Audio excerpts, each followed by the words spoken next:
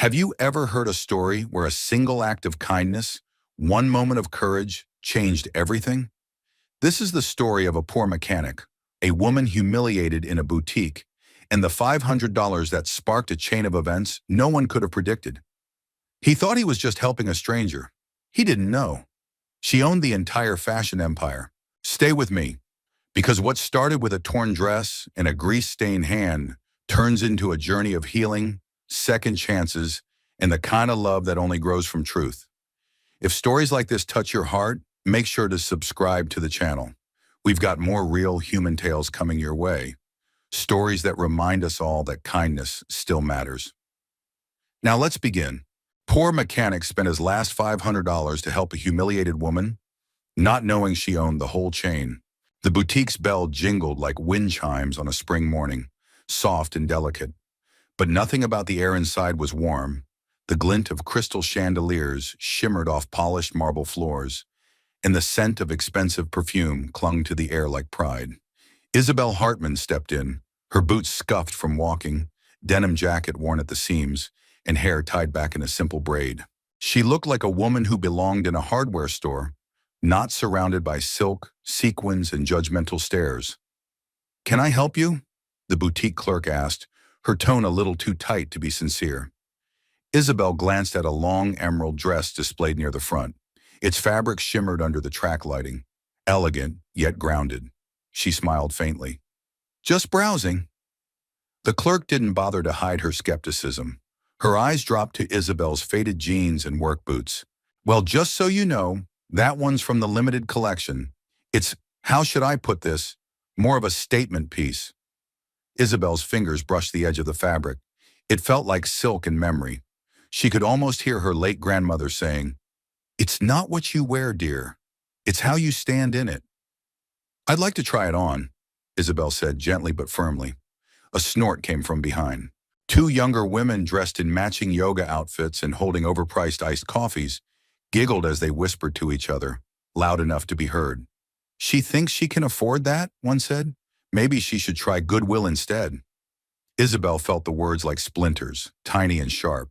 She didn't flinch, but her smile dimmed. The clerk shifted uncomfortably, her arms crossing. "I'm sorry, ma'am, but we usually, reserve fittings for serious buyers. Our policy. There's some." The words hit harder than intended. She nodded once and took a step back, embarrassment tightening her throat. She had been through worse, but somehow it still stung. Outside, Caleb Foster tightened the grip on his daughter's hand as they exited the bookstore next door. 6-year-old Emily skipped beside him, holding a new copy of Charlotte's Web like treasure. "Can we read it tonight, Daddy?" she asked. "Of course," Caleb said, smiling down at her. "Just after we finish the oil change on Mr. Daniel's truck." As they passed the boutique, Emily's attention was caught by the green dress through the glass. "That looks like a princess dress," she whispered. Caleb turned to see what she meant and caught sight of a woman standing near the counter, shoulders squared but clearly trying not to let something break her. Then he saw the clerk's stiff expression, the two women in the back whispering with amused cruelty. He didn't know the whole story, but he'd seen this scene before. Too many times in too many forms. The face of someone who'd been made to feel like they didn't belong. "Wait here," he said to Emily, and walked through the boutique door. The clerk looked up, blinking. Caleb's denim shirt was stained with grease, and his boots carried the red dust of the garage. He looked every bit the working man, the exact kind the boutique's pristine interior wasn't meant for. Isabel glanced sideways, startled. Caleb met her eyes, then looked back at the clerk. "I'd like to buy that dress," he said, pointing to the emerald gown. The clerk hesitated. "Sir, are you sure? That dress is—" He pulled out his wallet. Inside was a single folded $100 bill and 4 20s he'd been saving for parts. After a pause, he unfolded 5 crisp $100 bills he had withdrawn yesterday. His last emergency fund, kept aside for a piece of garage equipment he'd been trying to fix for months. He placed the cash on the counter. "I'm sure." Isabel blinked. "You don't have to." "I know," Caleb interrupted, gently but without apology. He looked back at the clerk. "Wrap it up for her." The boutique fell completely silent. Isabel stared at him, her mouth slightly open. "I don't even know you." "Nope," he said with a shrug. the corners of his mouth twitching. But I know what it feels like to be treated like you're invisible. She looked at the dress again, then at him. Why would you do this? Caleb looked at her for a long moment. Because no one should ever be made to feel small in order for someone else to feel big. For a second, her defenses slipped. The walls she'd so carefully rebuilt over the past year cracked just a little. She swallowed hard. He tipped his head toward the door. I've got a little girl waiting outside. She thinks that dress looks like something a real princess would wear. Then he turned and walked out, not expecting thanks, not even looking back. The next day, Caleb found a box sitting at the entrance of his garage. Inside was the dress, folded carefully in tissue, and a handwritten note. I can't accept this, not yet, but I won't forget what you did. Thank you for reminding me of the kind of person I want to be. Caleb folded the letter quietly and looked toward the horizon. The sun was just beginning to rise, casting long golden beams across the lot. He didn't know her story. He might never see her again. But something told him that wasn't the last he'd hear of Izzy. The garage was still dark when Caleb unlocked the side door at dawn. Morning mist curled across the gravel lot like lazy breath, and the faint smell of motor oil lingered in the cool air. He flicked on the lights, casting a soft glow over the tidy rows of tools and the solitary truck waiting in Bay 2. He moved with quiet purpose, hanging up his denim jacket, rolling up his sleeves, and washing his hands out of habit, even though they weren't yet dirty. That was Caleb Foster in a nutshell. Disciplined, methodical, and always carrying more weight than he let on. But this morning felt different. He hadn't told anyone about the boutique incident, not even his closest friend Jake, who usually came by for morning coffee and greasy donuts around 7. Caleb didn't do things for recognition. He never had. Yet as he stood by the workbench, eyes drifting to the sunrise peeking through the dusty garage windows, a thought lingered in his chest like a note left hanging. Who was she? That woman, Izzy, as she signed the note, hadn't just been embarrassed. She'd been hurt, not by the price tag or the clerk's sharp tongue, but by something deeper. He recognized the look in her eyes. He'd seen it in the mirror once, after the accident that took his wife and left him with a baby girl and a grief so loud it silenced everything else. He didn't regret giving her the money, but $500 wasn't small change to him. That was the part that gnawed at his mind now, as he stared at the half-repaired engine in front of him. He reached into his back pocket and pulled out the note she'd left with the dress. I can't accept this. Not yet. Thank you for reminding me of the kind of person I want to be. Her handwriting was careful, elegant, but not showy. There was humility in those words, sincerity, maybe even pain. Caleb folded the paper again, slower this time, and tucked it into the drawer beside his socket wrenches. Daddy? The voice came soft and sweet from the door. Caleb turned to see Emily, already dressed, holding her little canvas backpack in one hand and a lopsided drawing in the other. You're up early, he said, smiling as she padded toward him in her favorite sneakers, one with a pink lace and one with a blue. I couldn't sleep, she said, holding up the drawing. I made this for the lady you helped. Caleb blinked. It was a crayon sketch of a woman in a green dress, standing next to a stick-figure man with messy hair and a little girl with a huge grin. That's us? Emily nodded. She looked sad, but when you gave her the money, she smiled. You should give this to her. Maybe it'll help her smile more. He knelt down and pulled her close, her warmth grounding him. You've got a big heart. You know that? She looked up, eyes wide. Like yours? Caleb chuckled, though it caught in his throat. Maybe, but yours might be even bigger. By mid-morning, the garage started humming with the usual rhythm of rattling wrenches and murmured radio tunes. Customers came and went, mostly regulars who paid in cash and stories. But Caleb found himself checking the road more often than usual, as if expecting a familiar face to appear at the corner. She didn't. Not that day, not the next. He told himself it was better that way. He hadn't done it to earn anything. Still, the quiet that settled over the garage in her absence wasn't just the usual peace he cherished. It felt like something was missing. Jake dropped by Friday morning, sipping coffee and tossing a bag of donuts onto the workbench. You've been off all week, he said, peering at Caleb. You okay? Fine, Caleb replied, wiping grease off his hands. Yeah, and I'm an astronaut, Jake smirked. Come on, you got that look. Like when Emily drew on the dog again. Caleb hesitated, then finally said, "You ever help someone and wonder if it was enough?" Jake raised a brow. "You mean like that time you gave away your spare tire to a kid with a flat at prom? That's different." Jake leaned against the truck hood. "You helped someone again, didn't you?" Caleb nodded slowly.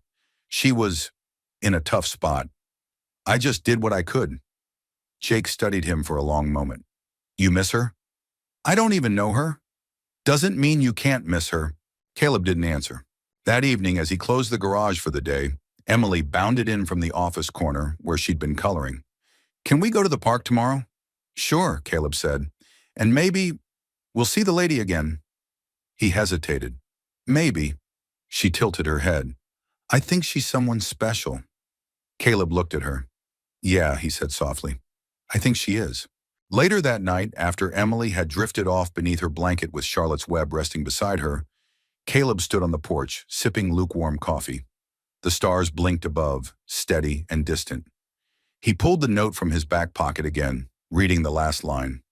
"Reminding me of the kind of person I want to be." Maybe he'd never see her again. Maybe the $500 was gone forever. But if his daughter grew up believing that kindness was always worth the cost, then maybe it wasn't a loss at all. And maybe, just maybe, Izzy wasn't gone. Maybe she was just finding her way back. The sun was already high by the time Caleb rolled open the garage doors on Monday morning. A lazy breeze stirred the air, carrying the scent of warm rubber and wildflowers from the edge of town. He tucked a rag into his back pocket and stepped outside, squinting toward the road. He wasn't expecting anyone. Not really, but part of him was still listening for the sound of her voice, or maybe the shuffle of hesitant boots over gravel. "Hope you've got coffee," a voice called from across the lot. Caleb blinked, then squinted again. There she was. She wore a soft gray t-shirt, fitted jeans, and her hair was tied in a loose ponytail, less polished than he remembered. Her boots still looked scuffed, but there was something different in her eyes, less guarded this time. Lighter. "You," Caleb said, a touch too surprised to sound casual. "Me," she replied with a small smile, walking toward him. "I brought muffins. Bribery for strangers who do impossible things." Caleb crossed his arms, trying to suppress the grin forming on his face. "That's a dangerous tactic. Around here, folks take pastries very seriously." She held up the small paper bag. "Blueberry, still warm." He stepped aside, motioning her into the garage. "I'll make coffee." As he poured, he watched her discreetly scan the space.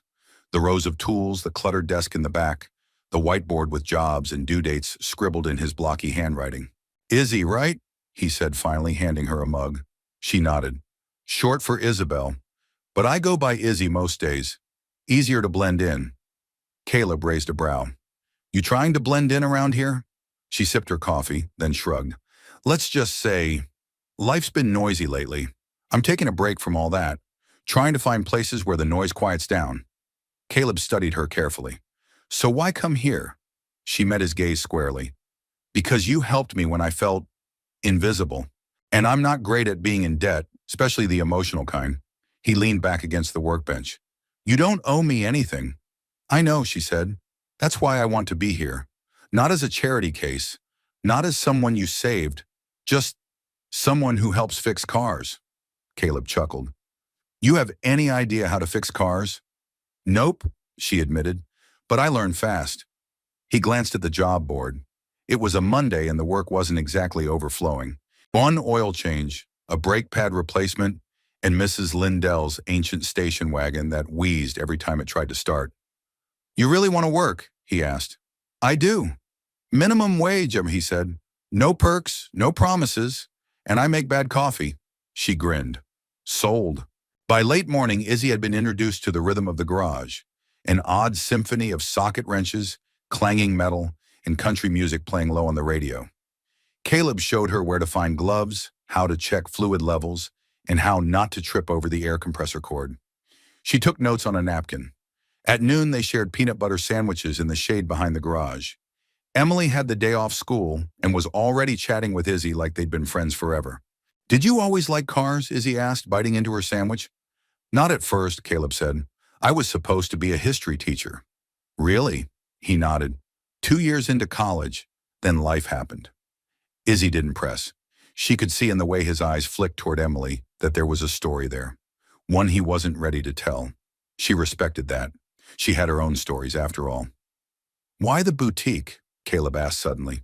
She blinked. "That day," he continued. "Why were you there?" Izzy hesitated, then looked down at her hands. "I wanted to see what it felt like. To be unremarkable. To walk into a place and not be recognized. Not be catered to. Just be normal." Caleb tilted his head. "And? And it sucked," she said with a half laugh. "But then you walked in and turned it into something else." He said nothing, just sipped his coffee. Izzy leaned forward, resting her elbows on the table. "Can I stay a while? I'll keep learning. I'll sweep floors if you want. Just don't send me back to the noise yet." Caleb met her eyes, searching. There was a kind of vulnerability there he didn't expect from someone who clearly carried herself with strength. And behind it, something else. Sincerity. He nodded. "All right, you can stay." She smiled, genuine and wide. "Thanks, boss." "I'm not your boss," he muttered. Emily looked up from coloring on a cardboard box. "Can she be our helper forever?" "We'll see," Caleb said, eyes on Izzy. "We'll see." That night, long after they closed shop, Caleb sat on the porch with a worn book in his lap and a steaming mug beside him. He watched Emily chase fireflies in the front yard, her laughter floating through the dusk like music. He thought about the woman in his garage, wiping grease off her cheek with the back of her hand, asking questions with a kind of wide-eyed curiosity he hadn't seen in years. He didn't know who she was, not really, but something told him that maybe she didn't either. The following week unfolded like a quiet song, familiar, steady, and somehow comforting. The rhythm of the garage took Izzy in like rain sinking into thirsty soil. There was something almost meditative about the clang of tools, the scent of motor oil, and the hum of the radio that always seemed tuned to 90s country. And then there was Caleb. He was patient but precise. He didn't waste words, but when he spoke, every instruction was clear, every correction gentle but firm. "Lefty-loosey, righty-tighty," he said one morning, crouched beside her under a rusty sedan. "That bolt's been there since the Reagan administration. Don't fight it, just feel where it wants to give." Izzy grunted, gripping the ratchet with both hands.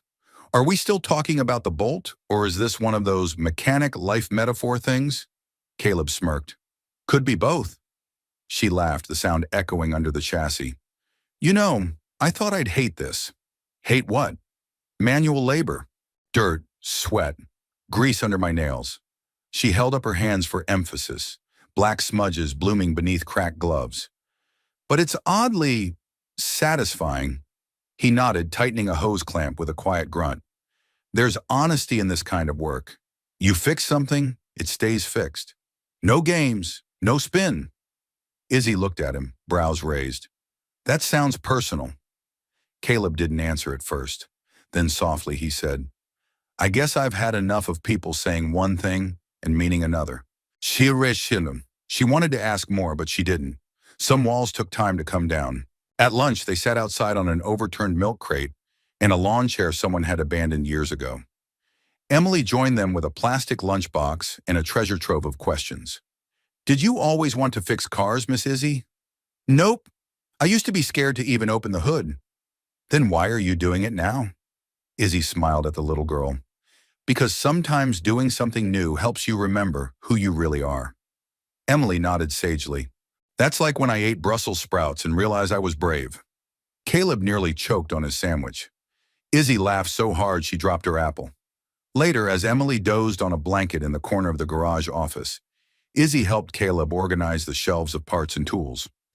Each drawer was labeled in Caleb's blocky handwriting. Washers, spark plugs, belts. "You're surprisingly neat for a guy who works with grease," she commented. "I grew up in a house where everything was chaos," he replied, stacking a row of torquey wrenches. "I guess I learned to create order where I could." Izzy nodded. "My world was the opposite. Everything on the outside looked perfect. But inside, it was all cracked porcelain."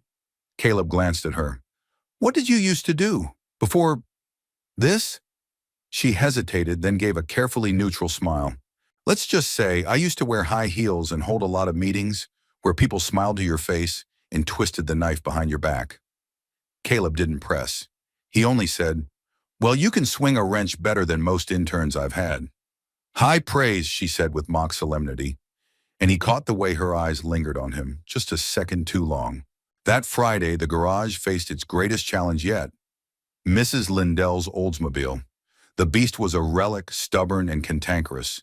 It wheezed like an asthmatic dragon, backfired at will, and had a steering column held together with duct tape and prayer. Izzy stared at it like it might bite her. "This thing is alive." "It has a personality," Caleb confirmed, "and a grudge against anyone under the age of 40. They spent hours coaxing it into compliance. Izzy handed tools, held flashlights, and once even used a hairpin to help Caleb wedge a stubborn clip back into place. By the time they finished, they were both exhausted, covered in grease, and laughing like kids. "I can't believe we actually fixed it," she said, wiping her face with an old towel. Caleb leaned against the hood, smirking. "You mean we didn't break it more?" Izzy nudged his shoulder with hers. "Don't ruin my moment." He turned toward her, his expression softening. "You did good today." Their eyes met, and for a second the air between them stilled. Not awkward, just full, of something neither of them quite knew how to name yet. But then Emily came barreling in with a popsicle in each hand, and the moment dissolved into sticky fingers and sugar-stained smiles. That night, long after Izzy had gone, Caleb sat by his desk, sorting invoices. But his eyes kept drifting to the shelf above the workbench.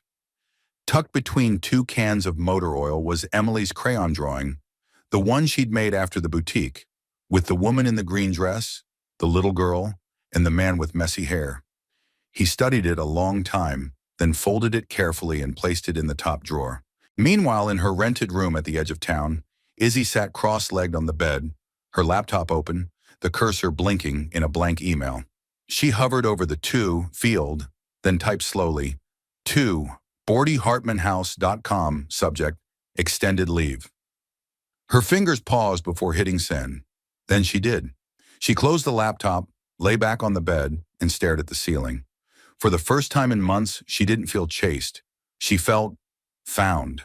The storm came faster than anyone expected. By late afternoon, the skies over Blue Ridge darkened to the color of bruised steel. Thunder rolled in low and heavy, shaking the walls of the garage as if nature itself had a score to settle. Caleb looked up from under the Ford pickup he was working on and wiped the sweat and grime from his brow. "That doesn't sound good," Izzy said, peering out the garage door, arms crossed. "Nope," Caleb muttered, and the forecast said scattered showers. "Typical." A sudden gust of wind slammed against the side of the building, rattling the windows. Then came the rain, first as a whisper, then a roar. Within minutes, sheets of water were pounding the tin roof, drumming like 1,000 fingers. The sky cracked open with lightning so bright it lit the oil-stained concrete in flashes. Caleb sighed and stood up, tossing a rag onto the workbench. "We're not going anywhere for a while." Izzy looked at her phone. "No signal. Power's spotty. Great." "Welcome to Blue Ridge," he said with a dry smile. "We've got charm, breakdowns, and biblical storms. Don't forget sarcasm. House specialty." Emily, who had been curled up with a picture book in the corner of the office, peeked out as another boom of thunder shook the building. "Is the sky mad?" she asked, wide-eyed. Caleb knelt beside her. "Nah, just stretching a little too loud." Izzy crouched down and offered her hand. "Want to help me light some candles? I think the power's going to nap for a while." Emily nodded eagerly, and the two disappeared into the back room. Moments later, the garage was aglow with flickering tea lights and mismatched lanterns, casting long shadows that made the old place look almost magical. Caleb brought out the emergency stash of food, a couple cans of soup, saltine crackers, and a half-empty box of mac and cheese. Not gourmet, but warm. Izzy set out plastic bowls on the workbench. "Well, this is cozy in a very rustic, end-of-the-world kind of way." Caleb stirred the pot on the hot plate they used for coffee. "You'd be surprised how many good memories start like this." "Stuck in a storm with a mechanic and a 6-year-old? He shrugged. "Could be worse." Izzy smiled, softer this time. "Could be a board meeting." They ate dinner by candlelight, sitting on upturned crates in the tailgate of the Ford. Emily made them all laugh with a story about how her teacher once mistook Caleb's packed lunch for hers and almost ate his leftover chili. "It was spicy," she said with great seriousness. She cried a little. When the thunder softened to a distant rumble, Caleb pulled out an old metal box from under his workbench. Inside were a stack of index cards, each with a title scribbled on the top. "Story time," he announced. Emily clapped. "Yes, yes, the one about the raccoon and the pie." "Izzy hasn't heard that one," Caleb said with a wink. He began in a voice that was half dramatic, half deadpan. "Once upon a time, in a town with terrible traffic and excellent cherry pie, lived a raccoon named Harold who, against all odds, became mayor." Izzy laughed so hard she snorted, which only encouraged him. Emily curled beside her, giggling uncontrollably, her head resting on Izzy's lap by the end of the tale. When the story ended, the garage fell quiet again, this time not from awkwardness, but the kind of silence that only comes when people feel safe together. Later, after Emily had been tucked into a sleeping bag on the office couch, Izzy helped Caleb clean up the bowls and cups by lantern light. "She's amazing," Izzy said, glancing toward the door. "She keeps me standing," Caleb replied. "After her mom died, I didn't know if I could do it alone." Izzy looked at him, brows gently furrowed. "How long has it been?" "Almost 6 years. I'm sorry." He nodded, not looking at her. "She was everything good in me. After I lost her, I thought, maybe there's not much left to give." But then Emily would smile or say something silly, and I'd remember. There's still something worth building. Izzy said nothing for a long moment. Then softly, "You've built something beautiful, Caleb, even if you don't see it." He glanced at her and their eyes met, steady, unguarded. It wasn't romantic in a sweeping, cinematic way. It was quiet, human, real. The storm passed sometime in the night, leaving behind puddles on the concrete floor and a breeze that smelled of wet pine and new beginnings. But long after the candles burned low, two people sat side by side on the cold garage floor, shoulders occasionally brushing, sharing stories they hadn't planned to tell. Izzy told him about the grandmother who raised her, and the boardroom that drained her, and the headlines she hated. Caleb told her about the truck he never finished restoring, and the silent dinners that stretched for months after the funeral, and how sometimes, just sometimes, he still reaches for the other side of the bed in the dark. When they finally fell quiet, it wasn't from lack of words. It was because, somehow, without saying it, they both knew. Something had shifted. The air in Blue Ridge had that crisp, post-storm clarity, the kind that made everything feel washed clean, like a page turned fresh. The gravel sparkled. The trees stood taller. Even the garage, usually cloaked in a patina of oil and dust, seemed brighter under the morning sun. Izzy hummed quietly as she wiped down the front counter, a rag slung over her shoulder. Caleb was under the hood of an old Suburban, tinkering with the radiator. Emily sat nearby, working through a coloring book, her brow furrowed in concentration. It was one of those slow, ordinary mornings that somehow felt extraordinary. Until the silver BMW pulled up. The hum of the engine was too polished, too clean for this part of town. Izzy's hand froze mid-wipe. Her back stiffened, just slightly. Caleb looked up from the engine bay, his eyes narrowing at the luxury sedan rolling to a stop by the entrance. The door opened, and out stepped a man in a tailored navy suit and mirrored sunglasses. His shoes were the kind that never touched gravel. His jawline was sharp, his tie sharper. Everything about him screamed corporate, and Izzy's stomach sank. "Ethan," she murmured under her breath. Caleb wiped his hands on a towel and stepped forward, nodding politely. "Can I help you?" The man scanned the surroundings, barely disguising his distaste. "I'm looking for Isabel Hartman." Caleb glanced back at Izzy, puzzled. Emily looked up from her coloring. Izzy stepped forward slowly, her voice cool but calm. "I go by Izzy here." Ethan removed his sunglasses. His gaze wasn't cruel, but it was calculating. "Well, Izzy, your board's been asking questions. You've gone silent for 2 weeks. No status updates, no directives. And yesterday, you submitted an indefinite leave notice. They're rattled." She crossed her arms. "Let them rattle. I needed space." "You disappeared," he said quietly. "Walked away from everything. There's buzz. Investors are speculating. People are nervous. I don't care what they're speculating, she replied, the edge in her voice harder now. They've been making decisions based on stock prices and perception for years. I'm trying to figure out who I am outside that noise. Ethan glanced at Caleb, then back to her. And this is where you came to do it? Yes, she said simply. The silence that followed stretched too long. Caleb looked between them, his face unreadable. If this is a personal matter, maybe I should give you two some space. No, Izzy said, perhaps too quickly. She turned to Caleb. This is Ethan Wallace. He was my corporate advisor. Technically still is. Ethan smiled politely, but it didn't reach his eyes. I didn't come here to drag you back, Isabel. But you should know, people are starting to notice you're gone. Someone's going to recognize you soon. I figured you'd want the warning to come from a friend. Izzy exhaled. I appreciate that, but I'm not ready to leave. Not yet. Ethan nodded once, tucked his sunglasses into his jacket, and turned to go. Before he stepped into the car, he paused. For what it's worth, you look different here. Calmer. Less like a headline. She didn't reply. Just watched as the BMW glided away in a trail of dust and polished silence. Back inside the garage, the air felt heavier. Caleb didn't say anything at first, just returned to the Suburban, tools clinking like awkward punctuation. Emily had gone back to her coloring, but her gaze flickered between the adults, sensing the shift. Izzy stood there for a moment, then slowly approached Caleb. You okay? He adjusted a wrench, his jaw tight. That guy works for you? Technically, he works for the board. So, you're really... He paused, set the wrench down, and looked at her. You're that Isabel Hartman. She swallowed. Yes. He nodded slowly, letting the truth settle between them.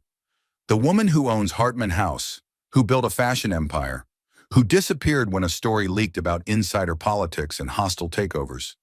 Yeah, she said, her voice small. That's me. He didn't speak right away. When he did, it was quiet. Why didn't you tell me? Izzy stepped back slightly, rubbing her hands. Because I didn't want to be her here. I didn't want to be judged by my net worth or last name. I wanted to be someone else, someone real. Caleb looked at her, not with anger, but something deeper. Hurt. Maybe even disappointment. You didn't trust me. It wasn't about trust. It was about needing space to breathe. And I was afraid if you knew, it would all change. He nodded. Well, it's changed now. She flinched but didn't protest. I should get back to work, he said, turning away. The rest of the day passed in a strange, delicate quiet.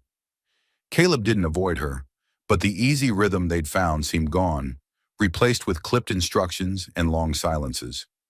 Izzy tried to focus on the tasks in front of her, changing out filters, logging inventory, organizing bolts by size. But her hands moved without purpose. Her mind kept looping back to the look in Caleb's eyes. Not anger, not betrayal, just disappointment. That night she sat in her small rented room, staring at the rain-darkened window. Her phone buzzed with a dozen messages from board members, press inquiries, and emails labeled Urgent Investor Confidence Report. She turned the phone face down and picked up the crayon drawing Emily had given her days ago. The one with the woman in the green dress, the girl, and the man with messy hair. She traced the lines with her finger. This wasn't just about hiding. It was about something she hadn't even realized until now. She wanted to belong here, and now that belonging was at risk. The rain had returned by morning, not a storm this time, but a steady, cold drizzle that painted the garage windows in gray streaks. Caleb stood alone at the workbench, tightening a bolt on the alternator of an old Chevy, but his mind wasn't in the job. His hands worked automatically, but his thoughts kept circling back to her, to Isabel Hartman.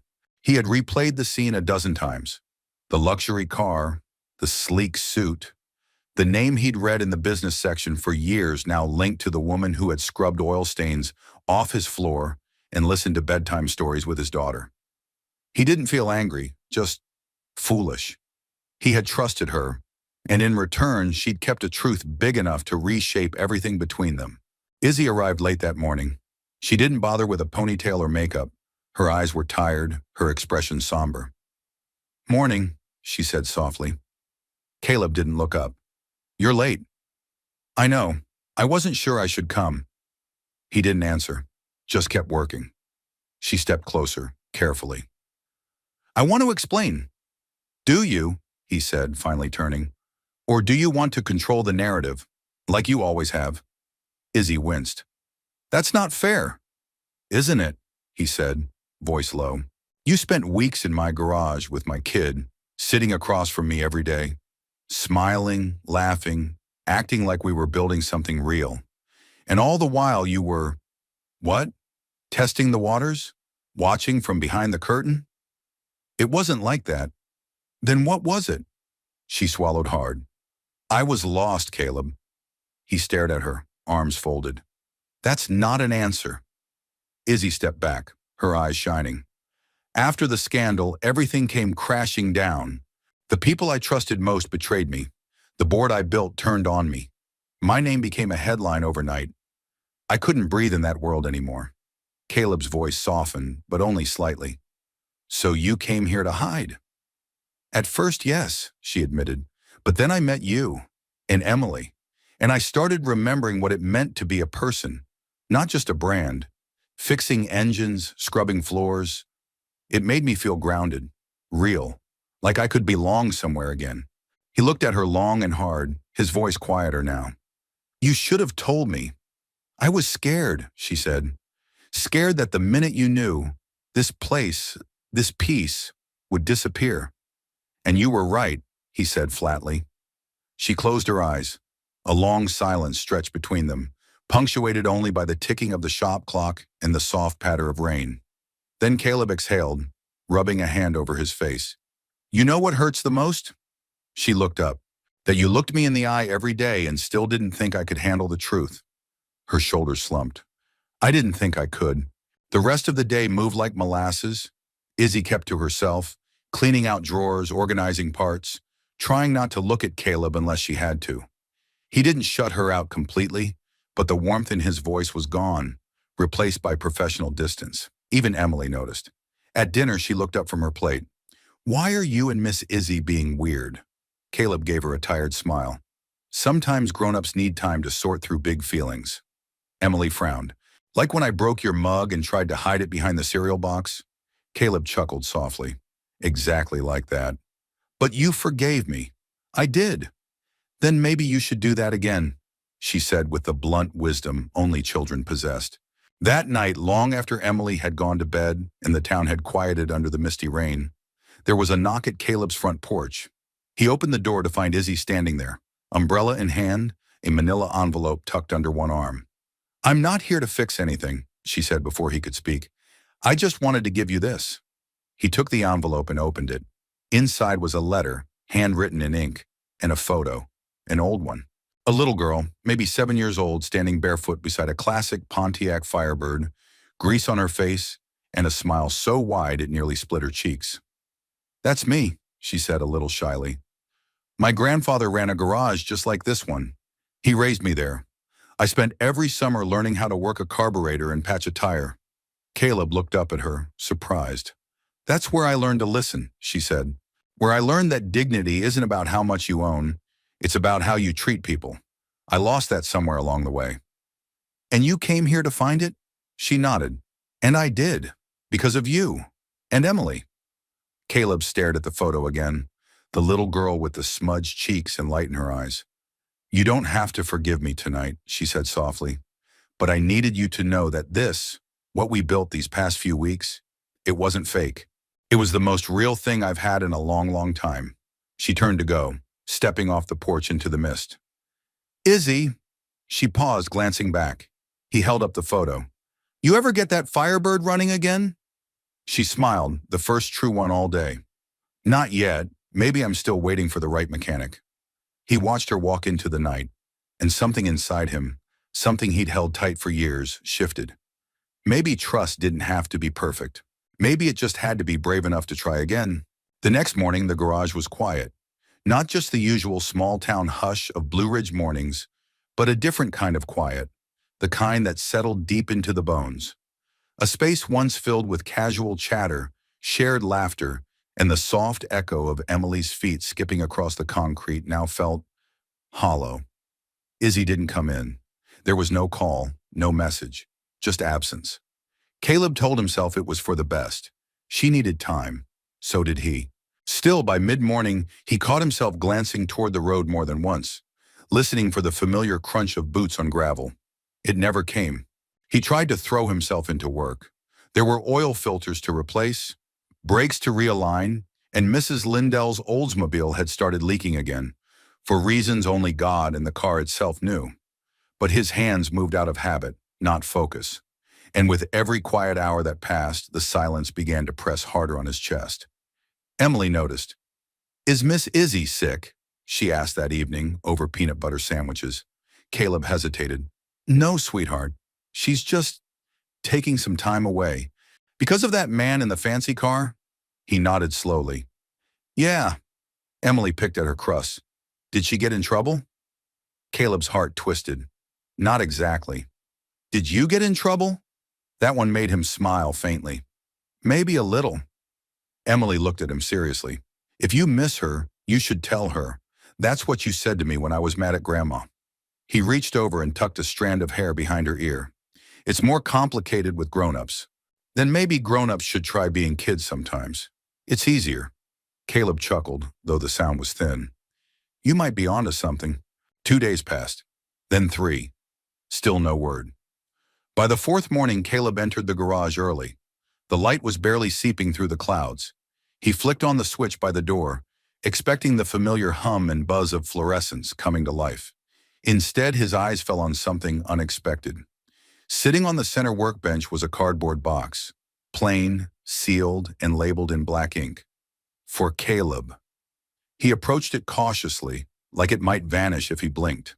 Inside, nestled between a soft flannel shirt and a neatly folded pair of gloves, was a letter. The handwriting was hers. "Dear Caleb, I'm not sure how to say goodbye to a place that made me feel like a person again, or to people who reminded me what it means to be human. But I think I need to try. The truth is, I didn't come to Blue Ridge just to hide. I came because I had forgotten who I was, without the noise, the pressure, the headlines. I wanted to remember the girl who used to ride her bike to her grandfather's garage and fall asleep to the sound of socket wrenches and country music. And I found her again, right here, with you and Emily. But I also brought with me the weight of a past I hadn't fully unpacked. I kept things from you, important things, and for that I am truly sorry. Not because I got caught, but because you deserve better. You gave me your kindness with no strings attached. You opened your garage, your home, and your heart to a stranger. And I met you with caution and control, not because I didn't care, but because I cared too much, too quickly, and didn't know how to handle it. I'm leaving for now. Maybe I'll be back. Maybe I won't. But I want you to know this. You changed something in me, Caleb Foster. You reminded me that dignity can live in a mechanic's shop, that grace can sound like a child's laughter echoing off concrete, and that kindness doesn't ask for credit. Please tell Emily she's the bravest person I know. With gratitude, Izzy." Caleb sat on the bench long after finishing the letter, the paper folded neatly in his lap. He didn't cry. He didn't storm out, or curse the sky, or slam a wrench into the wall like he might have in the years right after losing his wife. Instead, he simply sat with it, with the ache, with the realization that for all her careful exits and concealed truths, Izzy had left something honest behind. That afternoon, he reopened a dusty box he hadn't touched in years. Inside were blueprints for a garage expansion he'd sketched out once, back when things felt possible. There were notes scribbled in the margins, dreams too big for the man he had become. But now he looked at them differently, and when Emily came in, he called her over. "Want to help me design something?" he asked, tapping a blank corner of the blueprint. Her eyes lit up. "Can it have a candy machine?" "Maybe just a gumball jar," he smiled. They spent the next hour drawing, coloring, imagining. And in that space, between pencil marks and sticky fingers, something in Caleb began to shift. He wasn't done. Not with this garage, not with people, and maybe, just maybe, not with her. The mornings came earlier now. Caleb had always been a creature of habit, but since Izzy left, he woke up before the alarm, even before the sun. The house was quiet, too quiet, even with Emily's light breathing in the room down the hall. He'd make coffee, black and scalding, then sit on the porch with nothing but the sound of wind in the pines and the echo of words he couldn't say aloud. But after a week of silence, he made a decision. He wasn't going to wait anymore. Not for Izzy. Not for a miracle. He was going to start again. The garage had always been functional. A patchwork of old equipment, mismatched shelving, and Caleb's tidy chaos. But as he looked at it now, he saw what Izzy must have seen. Potential. He spent the next few days tearing down old shelving units, repainting faded walls, and hauling out anything broken beyond use. He didn't do it with urgency, but with quiet purpose, like someone restoring something sacred. Neighbors began to notice. On Thursday, Mrs. Lindell stopped by, clutching her bag of pecan cookies. "You're fixing the place up, Caleb." He smiled, wiping his hands on a rag. "Figured it was time." "Good," she said firmly. "The heart needs movement to heal." He didn't ask what she meant. He already knew. By the weekend, he'd replaced the cracked front sign with a fresh coat of red and white paint. Foster's Garage, EST, 2008, and below it, in smaller letters, "Good work, honest hands." Emily had helped paint the new motto. "It's what you are," she said proudly. "And what Miss Izzy said, remember?" He nodded, brushing her cheek gently. "I remember." The next Monday, Caleb made a phone call he hadn't made in years. "Blue Ridge Vocational Center," the woman answered. "Hi," he said, adjusting the phone on his shoulder. "This is Caleb Foster. I run a garage on Maple Street. I'm looking for anyone, high school kids maybe, who want to learn the basics. No experience needed, just good attitudes." The woman on the other end paused. "We haven't heard from you in a long time." "Yeah," Caleb said, the corner of his mouth lifting. "Time to change that." Within a week, 3 teens began shadowing Caleb in the afternoons. One was the son of a single mother who worked 2 jobs. Another was a quiet girl who didn't say much but learned quickly. The third, Trevor, was full of jokes and questions and a natural knack for engines. Caleb taught them like he'd once dreamed of teaching, patiently with respect. Not just how to change oil or rotate tires, but how to pay attention, how to show up on time, how to take pride in doing something well, even when no one was watching. Izzy's voice echoed sometimes in his mind. "You fix something, it stays fixed. No games." She was gone, but what she stirred in him remained. One afternoon, as the garage buzzed with life, Caleb noticed Emily sitting at the corner workbench with a determined look on her face. She was drawing again, crayons spread across the table, her tongue poking out in concentration. When he approached, she held up a new picture. This one was different. It showed a garage, clean and bright, with a rainbow over the roof. Standing in front were 3 people, a man in a denim shirt, a little girl, and a woman in a green dress. "She's coming back," Emily said simply. Caleb looked at the drawing for a long time. "You think so?" "She has to," Emily said, as if it were obvious. "You didn't let her go for nothing." He knelt beside her, voice quiet. "You're smarter than me, you know that?" Emily smiled. "That's what Miss Izzy said too." That night, Caleb sat in his office after the kids had gone home, and Emily was curled up in the corner with her stuffed dog. The light was golden, slanting through the open garage door, as if the day itself was reluctant to end. He reached into the top drawer of his desk and pulled out Izzy's letter again. He didn't read it. He didn't need to. He'd memorized every word by now. But he held it gently, like something alive. And then he took out a blank sheet of paper. He didn't know if he'd send it, but he started writing anyway. "Dear Izzy, I don't know where you are, and I don't know if you're coming back, but I want you to know what you left behind. You didn't just help me fix this place. You helped me remember who I wanted to be. Not just a father, not just a mechanic, but someone who still believes in second chances. You were never just passing through. You left a mark. If you ever find your way back, the door's still open. Caleb." He folded the letter, sealed it, and placed it on the edge of his desk. No address, no stamp. Just a message waiting for the right moment.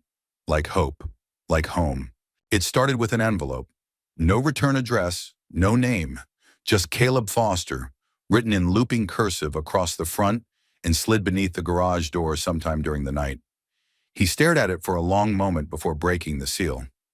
Inside was a cream-colored card with gold trim and a single line printed across the center. You're cordially invited to the relaunch of Hartman House, Blue Ridge Boutique, Saturday 5 p.m. At the bottom, handwritten in ink, was a note. Please come. It won't make sense unless you're there. IH. Caleb read it twice, then folded it carefully and tucked it into his back pocket. He said nothing to Emily, who was busy organizing a tray of screwdrivers by color, but his mind didn't leave the card all day. The boutique had been closed for nearly a month, its windows dark, its door locked. Most of the town assumed it was just another business casualty of the season. So when glossy flyers began appearing in mailboxes and a floral arch was erected over the entrance, curiosity swept through Blue Ridge like wildfire. By Saturday afternoon, a small crowd had gathered on the sidewalk. Women in heels and sun hats, men in button-ups, kids tugging on their parents' hands. Even Mrs. Lindell came, dragging along her skeptical neighbor who rarely left his porch. Caleb stood at the edge of it all, wearing his cleanest shirt, still denim, and jeans that didn't have holes in the knees. Emily clutched his hand, eyes wide with anticipation. "Is Miss Izzy going to be here?" she asked. "I don't know," Caleb said honestly. At precisely 5 o'clock, the boutique doors opened. Soft music drifted out. Inside, the space had been transformed. The once cold, curated interior was now warm and welcoming. Earth-tone fabrics, soft wood accents, shelves lined not just with designer pieces but local crafts, handmade scarves, even overalls stitched with care. But what drew everyone's attention wasn't the decor. It was the banner hung across the back wall. Garage with Heart, a Hartman House community initiative, in honor of the hands that fix more than engines. Caleb's breath caught. Next to the banner was a photograph, framed and displayed on a pedestal. It showed him in his garage, grease on his hands, kneeling beside Emily as she held a wrench twice the size of her arm. Both of them laughing, and then she stepped out from the back. Izzy, wearing a simple green dress, nothing like the ones from the cover of fashion magazines, but elegant in its understatement. She looked calm, sure, and more herself than ever. The crowd hushed as she took the mic. "Thank you all for coming," she began, voice steady. "Today isn't just about relaunching a boutique. It's about rethinking what fashion and community can mean." She paused, scanning the crowd. When her eyes met Caleb's, her smile deepened. "Some of you may know me as Isabel Hartman. For a long time, that name meant boardrooms, press releases, and the illusion of perfection. But Blue Ridge taught me something different." She turned toward the banner. "I came here to disappear, but instead I was seen by people who didn't know my title, didn't care about my mistakes, and offered kindness without conditions. One of them gave me the courage to remember who I was. The other," she glanced at Emily, "reminded me how to believe in joy again." The room was silent, some eyes already glistening. This initiative, Garage with Heart, is about investing in small-town repair shops that serve their communities in ways no franchise ever could.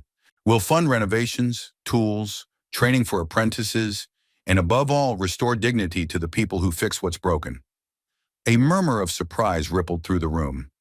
"And the first location," Izzy said, "will be right here in Blue Ridge, at Foster's Garage, because this story started with a man who gave his last $500 not to impress, but simply to do what was right." Gasps followed. Eyes turned to Caleb. He stood frozen, stunned. Emily tugged his sleeve, whispering, "That's you, Daddy." Izzy stepped down from the small stage, weaving through the crowd until she reached him. The room gave them space. "I didn't tell you sooner because I wasn't ready to honor you the way you deserved," she said softly. "But I am now." Caleb swallowed. "Izzy, I don't need recognition." "I know. That's what makes it real." He looked around, at the faces of his neighbors, at the photo on the wall, at his daughter beaming beside him. And then he looked at her. "You really did all this?" She nodded. "You inspired it." A pause, then he said, voice barely above a whisper, "It's good to see you again." Izzy smiled, and this time it reached her eyes. "It's good to come home." Later, as the boutique filled with music and chatter, Caleb stood by the banner, watching Emily show off her crayon drawings to a group of amused guests. Izzy appeared beside him, holding 2 cups of sparkling cider. "Do I still have a job at the garage?" she asked, teasing. He took the cup. Only if you promise not to redecorate it like this. She laughed. Deal. They stood in companionable silence for a moment. Then Caleb turned to her, more serious. This thing you've started, it's big, bigger than this town. So was your kindness, she said. I just followed its lead.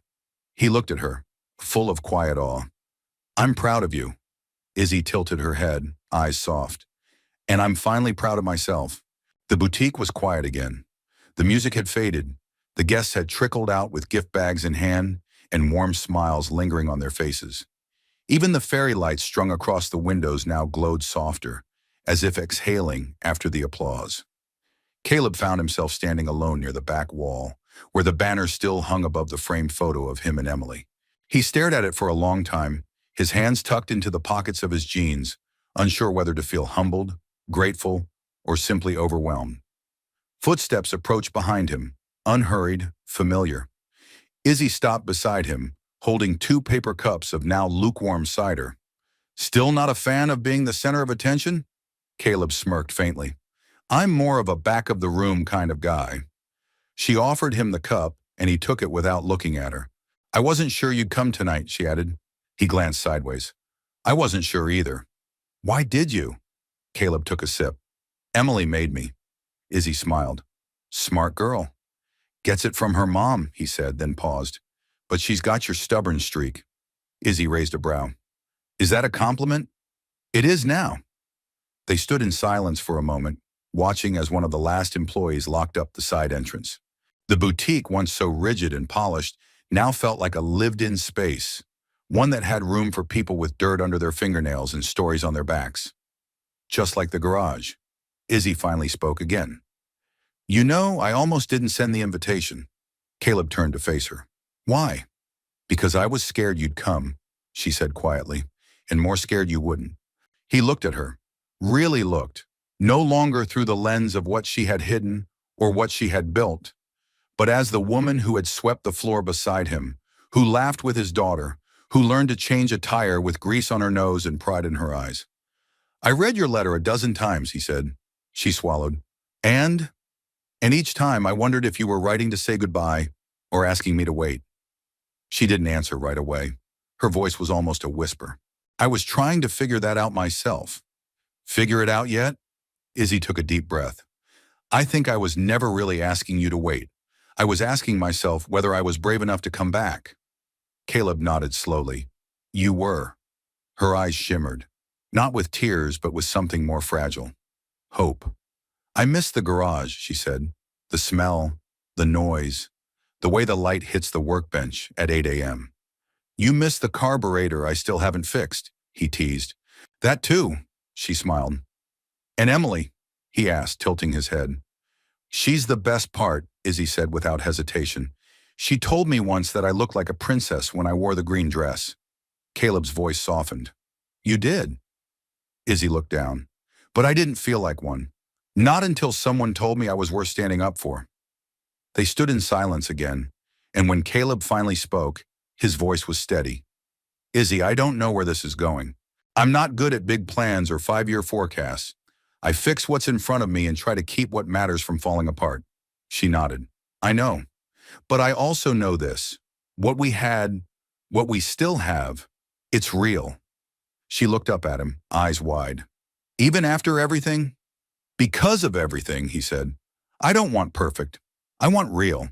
And I think I found that with you. Izzy blinked slowly, her breath catching. Caleb stepped a little closer, his voice low but sure. So if you're still figuring things out, that's okay. But I'd like to be part of the process. Her smile was soft, trembling at the edges. You mean, I can stay? He reached for her hand, grease-stained, familiar, warm.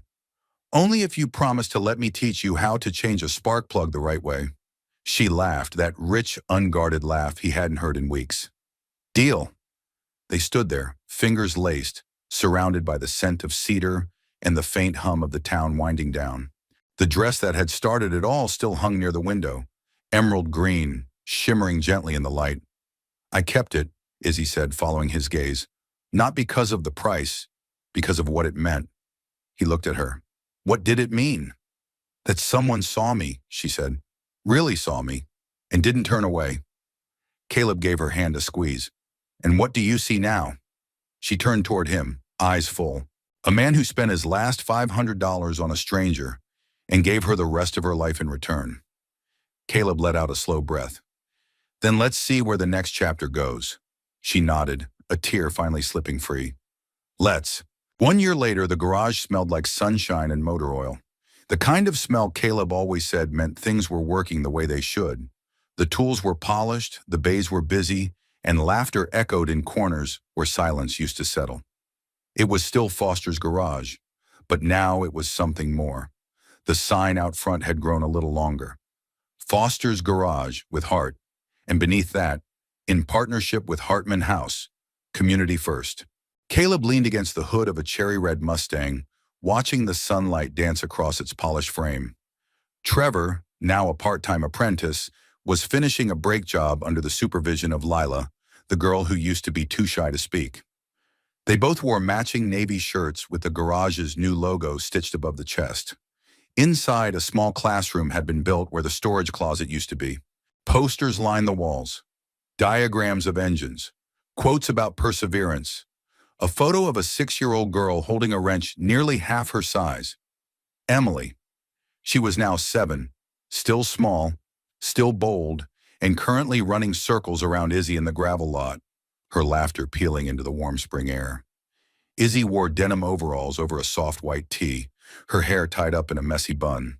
There was grease on her cheek and a wrench in her hand. A sight that once would have made the fashion tabloids panic and now felt like the most natural thing in the world. I told her not to drink the second juice box, Caleb called out, grinning. She said it gave her turbo energy, Izzy replied, out of breath but smiling. Emily zipped past them, arms out like airplane wings. I'm faster than the tow truck. Not on uphill roads, Caleb teased. Izzy jogged over and plopped beside him on a bench. I'm going to need a nap. Same. They sat there a moment, soaking in the quiet bustle of a place reborn, not in grandeur, but in purpose.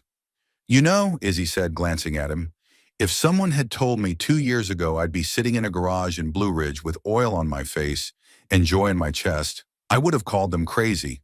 Caleb chuckled. And if someone had told me a woman in heels would walk into a boutique and change my life, I would have told them to check their engine fluid. She leaned her head on his shoulder. Turns out neither of us knew how broken we were until something real came along. He nodded, resting his chin lightly atop her hair. And now? She looked out at the lot, at the teenagers learning, the customers waiting patiently with coffee in hand, the new vending machine Emily had helped stock with granola bars and duct tape. Now, she said, we're building something that doesn't just fix cars, it fixes people. Inside the garage, a man walked in, middle-aged, travel-worn, with a faded jacket and eyes that carried weight. He hesitated by the entrance, scanning the space. Izzy noticed him first. Can I help you? The man cleared his throat. My car died outside town. Someone said this was the place to go. Caleb stepped forward, smiling. You came to the right place. The man looked down at his shoes. I don't really have much on me. That's all right, Caleb said, waving it off. We'll take a look, figure it out. The man hesitated. I don't want charity. Izzy stepped beside Caleb, wiping her hands on a rag. It's not charity, it's community. He looked at them both. Why are you doing this? Emily piped up from behind the desk, swinging her legs. Because nice people did it for us first. The man blinked, caught off guard. Caleb smiled again. Let's see what we're working with. Later that evening, after the man had left, his engine humming and eyes a little brighter, Caleb locked the garage and turned off the lights.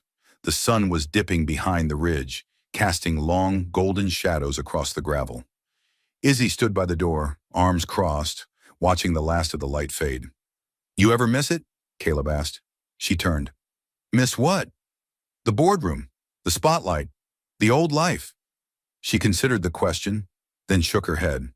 I thought I would, but the truth is, I didn't lose anything that mattered. I just finally stopped pretending. Caleb took her hand, callous now from months of honest work. You're more yourself now than I think you've ever been. I hope so, she said, because I don't want to be anyone else. He pulled her gently closer. Then stay. For good. She smiled, eyes shining. I already did. That night, they sat on the porch of the small house behind the garage. Caleb's old place, now a home again. Emily curled up between them with a blanket and a flashlight, pretending to read but slowly drifting to sleep. Crickets sang in the distance. Izzy leaned against Caleb's side. Do you ever wonder how different things would be if you hadn't walked into that boutique? He looked down at her, brushing a strand of hair from her forehead. Every day. And? And I thank God I did. Above them, the stars blinked quietly into the night. Below, in a garage once filled with silence, light now spilled from the windows, steady, warm, alive. Somewhere between an engine's hum and a child's laugh, something had been mended, and it was more than enough. Where are you watching from? We'd love to know which part of the world you're tuning in from. Drop a comment below and say hi. If this story touched your heart, don't forget to like the video and subscribe to the channel for more stories that celebrate kindness, second chances, and the quiet power of love. Thank you so much for spending your time with us today. Until next time, stay kind, stay hopeful, and never underestimate the impact of a simple, selfless act. See you in the next story.